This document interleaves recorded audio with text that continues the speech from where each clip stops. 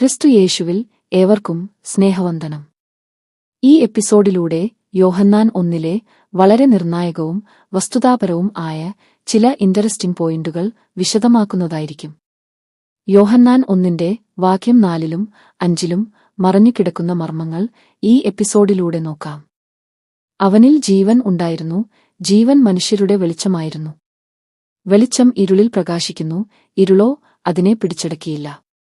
ഈ വാക്യം നാം ശരിയായി മനസ്സിലാക്കണമെങ്കിൽ ആദിയിൽ ഉത്പത്തിയിലേക്ക് പോകണം. അവിടെ 2-ാം വാക്യത്തിൽ ആഴത്തിന്മീതെ ഇരുൾ ഉണ്ടായിരുന്നു എന്ന് പറയുന്നു. അന്ധകാരം കൊണ്ട് മൂടിയ ഭൂമിയിലേക്ക് ദൈവത്തിന്റെ റേഡിയൻസ്, ദൈവീക പ്രകാശം കടന്നുവരുന്നു. ഭൂമിയുടെ അന്ധകാരത്തെ മാറ്റാനായി ദൈവത്തിൽ നിന്നും വെളിച്ചം കടന്നുവന്നു, ലോകത്തെ പ്രകാശിപ്പിച്ചു എന്നാണ് ഉത്പത്തി 1-ന്റെ 3-ാം വാക്യത്തിൽ നിന്നും നാം മനസ്സിലാക്കേണ്ടത്. എന്നാൽ പിന്നീട് ഏദനിൽ പറ്റിയ വീഴ്ച മൂലം വ്യാപിച്ച അന്ധകാരത്തെ മാറ്റി മനുഷ്യരെ പ്രകാശിപ്പിക്കുവാൻ ആദിയിൽ ലോകത്തിന്റെ വെളിച്ചമായി, റേഡിയൻസ് ആയി ഇരുന്നവൻ തന്നെ മനുഷ്യനായി അവതരിച്ചു എന്നാണ് യോഹന്നാൻ അപ്പോസ്തലൻ തന്റെ സുവിശേഷത്തിലൂടെ വെളിപ്പെടുത്തുന്നത്. നിത്യജീവൻ ദൈവത്തിന് മാത്രമേയുള്ളൂ. പ്രപഞ്ച സൃഷ്ടാവായ ലോകത്തിന്റെ വെളിച്ചമായ ലോകസൃഷ്ടിപ്പ് മുതൽ തന്റെ സൃഷ്ടികളുടെ ഏലോഹീം ആയി ദൈവമായി ഇരുന്നവൻ തന്നെയാണ് എക്കാലവും മനുഷ്യരുടെ നിത്യജീവനും വെളിച്ചവും. ഏദൻ തോട്ടത്തിൽ മനുഷ്യർക്ക് നഷ്ടമായ നിത്യജീവൻ, ആത്മീയ വെളിച്ചം വീണ്ടും മനുഷ്യർക്ക് തിരികെ നൽകാനായി ദൈവം തന്നെ മനുഷ്യനായി അവതരിച്ചു എന്നാണ് അപ്പോസ്തലൻ അവർക്ക് വെളിപ്പെടുത്തുന്നത്. അതായത് വെളിച്ചത്തിൽ നിന്നുള്ള വെളിച്ചം, നിത്യജീവനിൽ നിന്നുള്ള നിത്യജീവൻ, ഏകസത്യദൈവത്തിൽ നിന്നുള്ള സത്യദൈവം. ഇങ്ങനെയാണ് യോഹന്നാൻ അപ്പോസ്തലൻ ക്രിസ്തുവിനെ വെളിപ്പെടുത്തുന്നത്. അതുപോലെ പ്രപഞ്ച സൃഷ്ടാവായ ഏലോഹീം തന്നെയാണ് എന്നും എക്കാലവും മനുഷ്യരുടെ ജീവനും വെളിച്ചവും എന്ന് അടിവര ഇട്ടു ഉറപ്പിക്കുന്നതാണ് വെളിപ്പാട് 22-ന്റെ 5-ാം വാക്യം.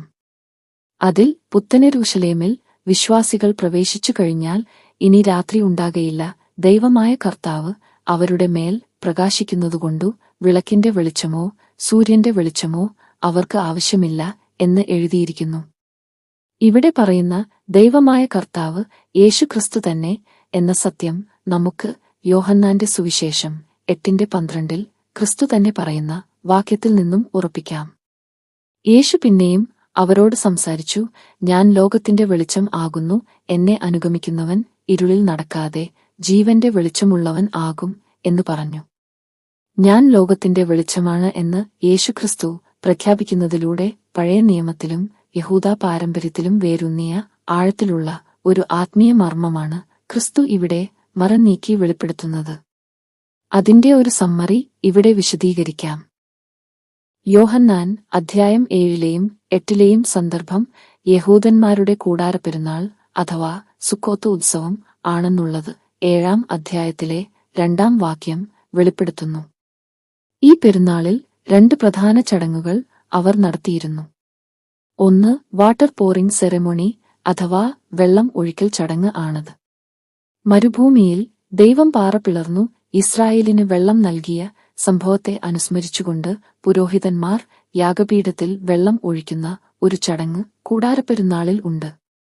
നിഴലായ ഈ ചടങ്ങിലെ മർമ്മത്തെ മറനീക്കി യേശുക്രിസ്തു വിളിച്ചു പറയുന്നതാണ് 7-ാം അധ്യായത്തിലെ വാക്യം 37-ഉം 38-ഉം വാക്യങ്ങൾ. ഉത്സവത്തിന്റെ മഹാദിനമായ ഒടുക്കത്തെ നാളിൽ യേശു നിന്നുകൊണ്ട്, ദാഹിക്കുന്നവൻ എല്ലാം എന്റെ അടുക്കൽ വന്നു കുടിക്കട്ടെ, എന്നിൽ വിശ്വസിക്കുന്നവന്റെ ഉള്ളിൽ നിന്നും തിരുവെഴുത്തു പറയുന്നതുപോലെ ജീവജലത്തിന്റെ നദികൾ ഒഴുകും എന്ന് വിളിച്ചു പറഞ്ഞു.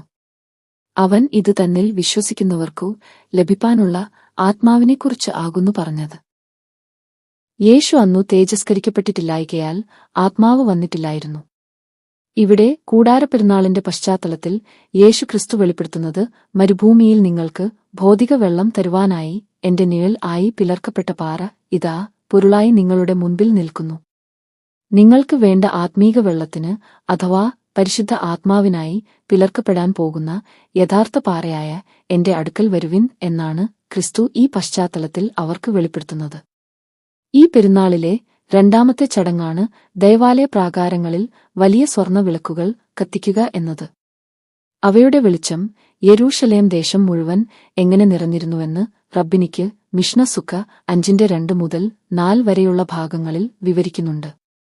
ഈ വിളക്കുകൾ പുറപ്പാട് 13:21 ഇസ്രായേലിനെ നയിക്കുന്ന ദൈവത്തിന്റെ അഗ്നിസ്തംഭത്തെ പ്രതീകപ്പെടുത്തി. പ്രസ്തുത വാക്യം വായിക്കാം. അവർ പകലും രാവും യാത്ര ചെയ്യുവാൻ തക്കവണ്ണം അവർക്കു വഴി കാണിക്കേണ്ടതെന്നു പകൽ മേഘസ്തംഭത്തിലും അവർക്കു വെളിച്ചം കൊടുക്കേണ്ടതെന്നു രാത്രി അഗ്നിസ്തംഭത്തിലും യഹോവ അവർക്കു മുമ്പായി പോയിക്കൊണ്ടിരുന്നു. പകൽ മേഘസ്തംഭവും രാത്രി അഗ്നിസ്തംഭവും ജനത്തിന്റെ മുമ്പിൽ നിന്നും മാറിയതുമില്ല. പ്രതീകാത്മകമായ ഈ മേഘസ്തംഭവും അഗ്നിസ്തംഭവും ഇസ്രായേലിനൊപ്പം വസിച്ചിരുന്ന ദൈവത്തിന്റെ തിരുസാന്നിധ്യം അഥവാ ഷെക്കിന ഗ്ലോറിയെയാണ് കാണിക്കുന്നത്. കൂടാരപ്പെരുന്നാളിന്റെ ഈ പശ്ചാത്തലത്തിലാണ് യേശുക്രിസ്തു പ്രഖ്യാപിക്കുന്നത്, ഞാൻ ലോകത്തിന്റെ വെളിച്ചമാണെന്ന്. അതായത് മരുഭൂയാത്രയിൽ വെളിച്ചമായി അവരുടെ കൂടെ അഗ്നിസ്തംഭത്തിലും മേഘസ്തംഭത്തിലും ഇരുന്നവൻ ആയ ഞാൻ ഇതാ ജഡം ധരിച്ചു നിങ്ങളുടെ കൂടെ നിൽക്കുന്നു എന്നാണ് കർത്താവ് വെളിപ്പെടുത്തിയത്. ഈ പെരുന്നാളിലെ കത്തിപ്രകാശം പരത്തുന്ന സ്വർണവിളക്കിന്റെ യഥാർത്ഥ നിവൃത്തിയാണ് പൊരുളാണ് താനെന്ന് ക്രിസ്തു പ്രഖ്യാപിക്കുകയായിരുന്നു.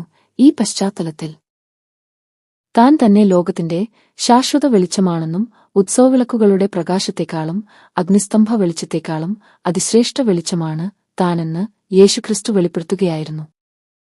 അതുപോലെ പഴയനിയമത്തിൽ സങ്കീർത്തനം 27:1 യഹോവ എന്റെ വെളിച്ചവും എന്റെ രക്ഷയും ആകുന്നു എന്ന വാക്യത്തിലെ വെളിച്ചവും രക്ഷയും ആയ യഹോവ ഞാൻ തന്നെ എന്ന് മറനീക്കി യഹൂദന്മാർക്ക് തന്നെ വെളിപ്പെടുത്തുകയായിരുന്നു ഈ കൂടാരപ്പെരുന്നാളിന്റെ പശ്ചാത്തലത്തിൽ.